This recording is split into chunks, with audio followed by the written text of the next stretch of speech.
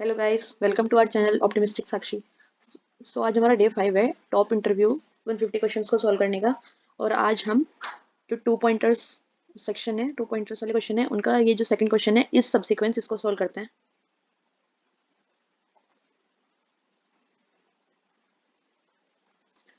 इस क्वेश्चन के अंदर हमें क्या करना है। Given two string s and t, return true if s is a subsequence of t और false otherwise। हमें दो स्ट्रिंग्स दी हुई हैं s and t, हमें ट्रू रिटर्न करना है।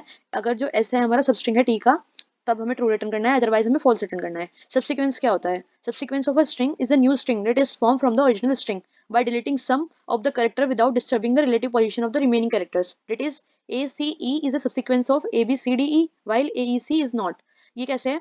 जैसे ABCDE है, एक स्ट्रिंग दी हुई है हमें, तो उसके अंदर से जो ए है, सी है और ई है, वो हमारा सबसीक्वेंस है ABCDE का, क्योंकि ए के बाद ही सी आ रहा है, सी के बाद ही ई आ रहा है। तो अगर हमने कुछ इसके बीच में से कैरेक्टर को रिमूव भी कर दिया, डिलीट भी कर दिया, तब भी उनका जो रिलेटिव पोजीशन है एक दूसरे में, एक दूसरे के थ्रू रिलेटिव पोजीशन है जो कैरेक्टर्स की, वो मेंटेन है। जैसे ए है, उसके बाद ही सी आ रहा है, सी के बाद ही ई आ रहा है इस वाली स्ट्रिंग के अंदर। तो जो ए सी है वो सब स्ट्रिंग है, और जो ए ई सी है उसमें तो ए के बाद सी आ रहा है, लेकिन यहाँ पे ए के बाद ई आ गया, ई तो सी के बाद था, तो इसलिए ये नहीं है सबसीक्वेंस। तो सबसीक्वेंस समझ में आ गया। अब हम एक एग्जांपल और देख लेते हैं। जैसे एस है हमारा, ए बी सी है, और जो टी है वो A H B G G D C है। तो इस स्ट्रिंग, जो ये वाली स्ट्रिंग है, इसके अंदर से हम ये देखते हैं कि ए बी सी सबसीक्वेंस है या नहीं। जैसे ए है, उसके बाद बी आना चाहिए, ए के बाद एच आ रहा है, फिर बी, ए के बाद बी आ गया। कुछ अगर हम कैरेक्टर्स को रिमूव कर दें, तब तो रिलेटिव पोजीशन तो सेम है ना इनकी। फिर बी के बाद सी आ रहा है, यहाँ पे भी बी के बाद जी और डी को अगर हम रिमूव कर दे तो सी आ रहा है। तो इनकी ये है जो एस है वो सबसीक्वेंस है टी का, इसलिए आउटपुट क्या है? ट्रू। जैसे एस है, एस, ये एस एक स्ट्रिंग है ए एक्स सी, और टी है A H B G D C. तो ए के ए है, ए का ए है, एग्जिस्ट कर रहा है, फिर ए के बाद एक्स आ रहा है इस स्ट्रिंग के अंदर, ए के बाद एक्स है, नहीं है। तो ये क्या है? हमारा सबसीक्वेंस नहीं है। जो ऐसे वो टी का सबसीक्वेंस नहीं है, इसलिए जो आउटपुट है हमारा वो फॉल्स है।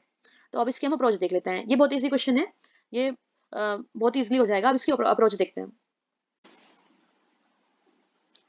जैसे हमारे एक एग्जांपल है, इसके अंदर ऐसे एक स्ट्रिंग दी हुई है ए बी सी, और एक स्ट्रिंग टी दी हुई है A H B G D C. तो इसके अंदर क्या करना है? हमें सिंपल अप्रोच है। सबसे पहले हमें ये देखना है, सबसे पहले हमें दो पॉइंटर ले लेना है। आई इज इक्वल टू जीरो है एक पॉइंटर, और एक पॉइंटर है जे इज इक्वल टू जीरो से स्टार्ट कर रहे हैं, जे इज इक्वल टू जीरो से। ठीक है, तो जो आई है वो हमारा इस वाली स्ट्रिंग के फर्स्ट कैरेक्टर पर है, यहाँ पर है हमारा आई। और जो जे है वो हमारे टी, जो टी स्ट्रिंग है उसके फर्स्ट कैरेक्टर पे है जे। फिर हम आई और जे को कंपेयर कर रहे हैं, ये दोनों इक्वल हैं। अगर ये दोनों इक्वल हैं, एक कंडीशन क्या है हमारी? फर्स्ट कंडीशन ये है कि इफ, अगर हमारा जो ये फर्स्ट कैरेक्टर है स्ट्रिंग का आई,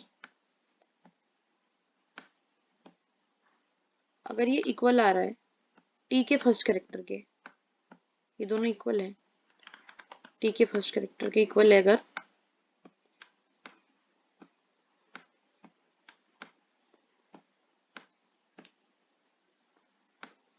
तो हमें, अगर ये वाली कंडीशन हमारी ट्रू होती है, तो हमें आई को भी प्लस प्लस कर देना है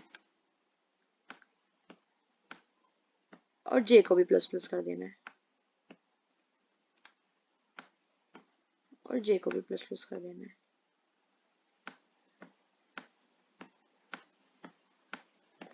जैसे इस वाले क्वेश्चन के अंदर ये दोनों इक्वल है, एस का जो फर्स्ट कैरेक्टर है वो टी के फर्स्ट कैरेक्टर के इक्वल है, तो आई को भी हमने यहाँ से हटाकर, अब आई हमारा बी पर आ गया, यहाँ पर आ गया हमारा आई, और जे भी हमारा ए से हटकर जी आ गया हमारा एच पर। अब इनको हमने दोबारा से कंपेयर किया, बी को एच से इक्वल है, नहीं है। तो अगर ये वाली कंडीशन फॉल्स होती है, इफ ये वाली कंडीशन अगर फॉल्स होती है, तो हमें ओनली जे को इंक्रीमेंट करना है। अगर ये वाली कंडीशन फॉल्स होती है तो, अगर फॉल्स होती है तो ओनली हमें क्या करना है? जे को प्लस प्लस करना है, जे को प्लस प्लस करना है, आई को नहीं करना है। तो ये कंडीशन फॉल्स हो गई यहाँ पे। अभी जो ये बी है वो एच के इक्वल नहीं है, तो ओनली हम जे को प्लस प्लस कर देंगे। अब जे आ जाएगा हमारा बी पर। फिर दोबारा हमने आई और जे को कंपेयर किया। अब जो बी है, आई आई हमारा बी पर है और जे भी हमारा बी पर है, दोनों इक्वल है, हाँ है। तो अब हम दोनों को इंक्रीमेंट करेंगे, आई को भी और जे को भी। तो आई हमारा सी पर आ गया और जो जे है हमारा वो बी पर आ गया। तो अब फिर कंपेयर करेंगे, जो ये सी है वो इक्वल इक्वल टू जी है, नहीं है, तो ओनली हम जे को इंक्रीमेंट करेंगे। तो जे अब हमारा आ गया डी पर। फिर हमने कंपेयर किया, सी को डी से इक्वल नहीं है, तो फिर हम जे को फिर दोबारा इंक्रीमेंट करेंगे, ओनली जे को, क्योंकि इक्वल नहीं है।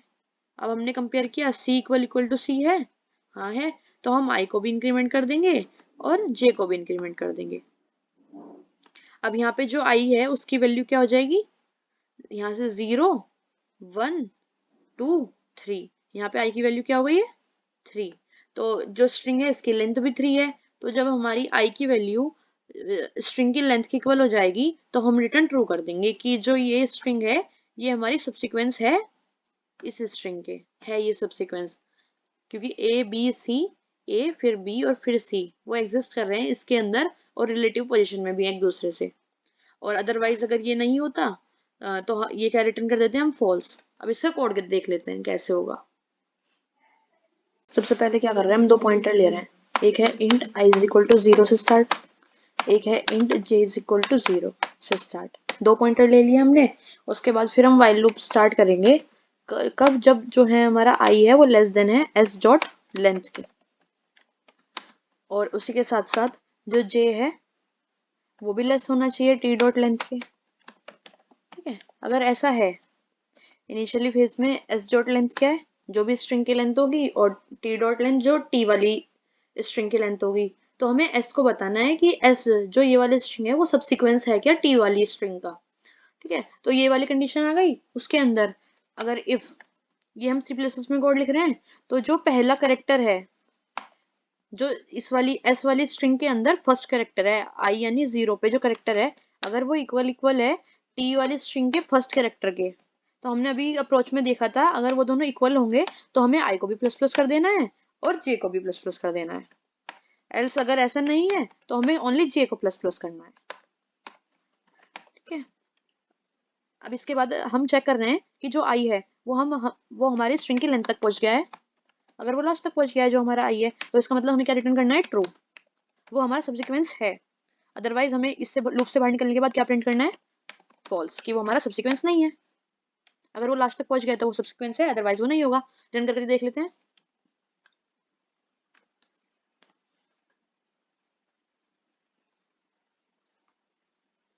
एक्सेप्ट हो गया है और सबमिट करके देख लेते हैं। इसमें हम एक कंडीशन और लगा सकते हैं कि अगर स्ट्रिंग की लेंथ स्ट्रिंग एम्प्टी है, जैसे हमारा यहाँ पे फॉल्स आ गया ना, कि अगर हमारा स्ट्रिंग एम्प्टी होगा, एक कंडीशन और लगानी है, अगर ये वाली जो एस वाली स्ट्रिंग है वो एम्प्टी है तो हमें ट्रू ही रिटर्न करना है, क्योंकि जब उसके अंदर कोई हमारा करेक्टर ही नहीं है तो वो तो ऑब्वियसली सब स्ट्रिंग है। तो हमें कंडीशन क्या लगानी है, इफ अगर जो हमारा एस डॉट लेंथ है वो हमारी इक्वल इक्वल टू 0 है, मतलब एम्प्टी है, कुछ लेंथ ही नहीं है, तो हमें क्या रिटर्न करना है, हमें रिटर्न करना है ट्रू।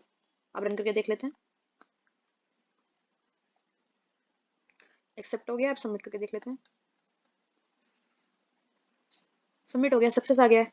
अब अगर हमें इसको जावा में लिखना हो तो जावा में भी सेम, यही सेम चीजें होंगी, क्योंकि अप्रोच तो सेम ही है। बस जावा के अंदर क्या हो जाएगा, इसको रिफ्रेश कर लेते हैं,